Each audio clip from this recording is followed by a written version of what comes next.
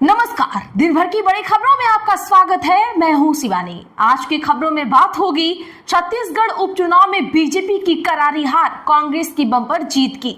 वहीं अन्नामलाई के बाद अब कैप्टन अमरिंदर बीजेपी को झटके पर झटका की और इस्तीफे तक नहीं मानेंगे। कॉकरोच जनता पार्टी की पहली प्रेस कॉन्फ्रेंस 48 घंटे में बड़ा उलटफेर की। साथ ही राहुल गांधी ने अचानक जारी किया वीडियो मोडानी के खड़े हुए कान की और खबर के अंत में बात होगी 29 से ठीक पहले एसआईआर के बाद अब क्या शुरू हुआ बीजेपी का सबसे बड़ा खेल की। इसी के साथ आज दिन भर की सभी बड़ी और प्रमुख खबरों को जानेंगे विस्तार से। उससे पहले एक नजर सुर्खियों पर। सीबीएसई की 3 भाषा की नीति पर छिड़ा बवाल। जयराम रमेश बोले शिक्षा मंत्रालय चला रहा राजनीतिक एजेंडा।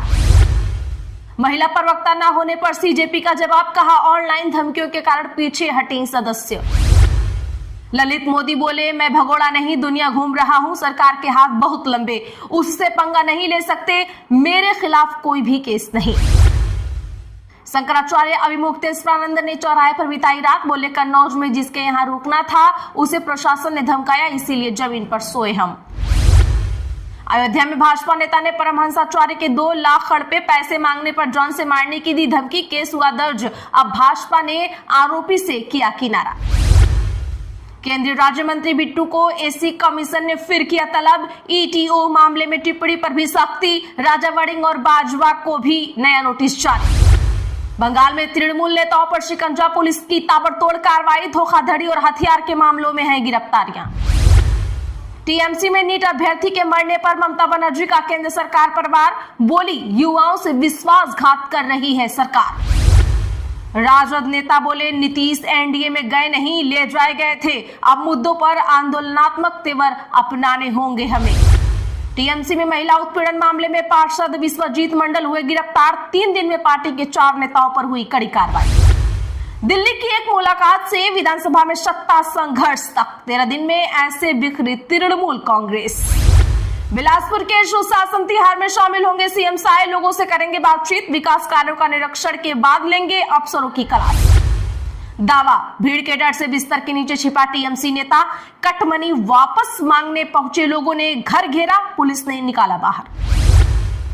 केसेस के टाइम बाउंड निपटारे की मांग वाली अर्जी खारिज। सुप्रीम कोर्ट ने कहा हम वकीलों से टकराव नहीं चाहते, स्थगन पर गाइडलाइन बनाने से भी इनकार।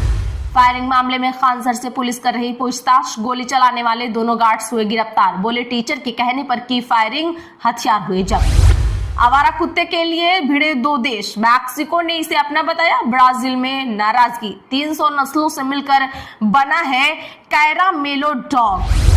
शेयर बाजार में आज फ्लैट कारोबार रहा। सेंसेक्स 74,360 और निफ्टी 23,416 पर बंद। मीडिया और कंज्यूमर ड्यूरेबल शेयर्स में ज्यादा खरीदारी रही। चलिए जानते हैं बड़ी और प्रमुख खबरों को विस्तार से। उससे पहले वीडियो को लाइक करें, साथ ही आपसे रिक्वेस्ट खबरों को आखिर तक जरूर देखें।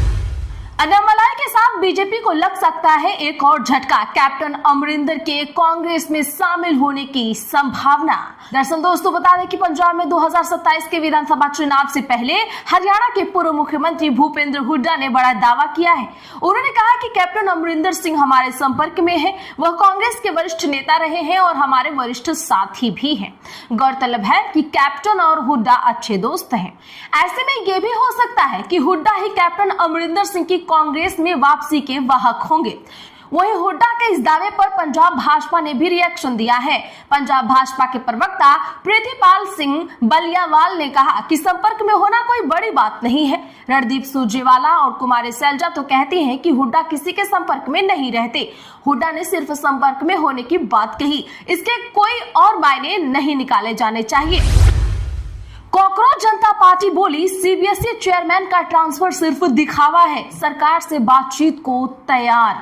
बता दें कि कॉकरोच जनता पार्टी ने दिल्ली में पहली प्रेस कॉन्फ्रेंस की। पार्टी की तरफ से 3 प्रवक्ता पहली बार अपनी मांगों को लेकर जनता के बीच आए। उन्होंने शिक्षा मंत्री धर्मेंद्र प्रधान की इस्तीफे की मांग को दोहराया और कहा इसके लिए वे सरकार और विपक्ष दोनों से बातचीत को तैयार हैं। सीजेपी प्रवक्ता सौरभ दास ने सीबीएसई चेयरमैन राहुल सिंह और सचिव हिमांशु गुप्ता के तबादले को सिर्फ दिखावा बताया।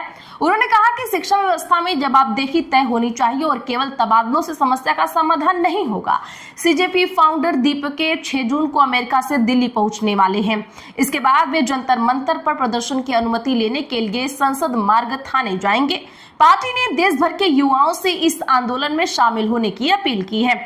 पार्टी ने दावा किया है कि जलवायु कार्यकर्ता सोनम वांगचुक भी प्रदर्शन में शामिल हो सकते हैं। सीजेपी नेताओं ने कहा कि यह आंदोलन शिक्षा व्यवस्था और राजनीतिक तंत्र को लेकर युवाओं की बढ़ती नाराजगी को दर्शाता है। खराब मौसम के कारण राहुल गांधी का कुमाऊं गढ़वाल दौरा हुआ रद्द। अंकिता के परिवार से वीडियो कॉल पर की बातचीत। जी हाँ, बता दें कि लोकसभा में नेता प्रतिपक्ष राहुल गांधी का अल्मोड़ा पौड़ी दौरा आज खराब मौसम के कारण रद्द कर दिया गया। राहुल गांधी पंतनगर एयरपोर्ट तक पहुंच गए थे, लेकिन हेलीकॉप्टर आगे उड़ान नहीं भर सका। इसके बाद उन्होंने पंतनगर से ही अल्मोड़ा की जनसभा को फोन से संबोधित किया और दौरा रद्द होने के कारण राहुल ने एक वीडियो संदेश जारी कर लोगों से माफी मांगी और कहा कि खराब मौसम के कारण वह कार्यक्रमों में शामिल नहीं हो पाए। इस दौरान राहुल गांधी ने जनता को संबोधित करते हुए कांग्रेस और सशस्त्र बलों के रिश्ते को पवित्र बताया, अग्निवीर योजना का विरोध दोहराया और प्रधानमंत्री नरेंद्र मोदी व गौतम अडानी को लेकर भी टिप्पणी की। वहीं भाजपा प्रदेश अध्यक्ष महेंद्र भट्ट ने चुटकी लेते हुए राहुल गांधी को कहा कि जब भी वो उत्तराखंड आते हैं भाजपा को कोई न कोई मुद्दा दे जाते हैं। छत्तीसगढ़ में बीजेपी अध्यक्ष किरण सिंहदेव के करीबी हारे, 9 में से 3 सीटें भाजपा के खाते में। जी हां, छत्तीसगढ़ के अलग अलग जिले के वार्डों में हुए उपचुनाव के नतीजे आ गए हैं। बिलासपुर और जगदलपुर नगर निगम उपचुनाव में कांग्रेस ने जीत दर्ज की है। जगदलपुर नगर निगम के इंदिरा वार्ड से कांग्रेस प्रत्याशी रामकृष्ण तिवारी ने 436 वोटों से बीजेपी के मनोहर दत्त तिवारी को हरा दिया है। मनोहर दत्त भाजपा प्रदेश अध्यक्ष किरण सिंहदेव के करीबी हैं। वहीं कांग्रेस ने 6 और भाजपा ने 3 सीटों पर उपचुनावों में जीत दर्ज की है। सूरजपुर, कवर्धा और जांजगीर चांपा में बीजेपी को जीत हुई है।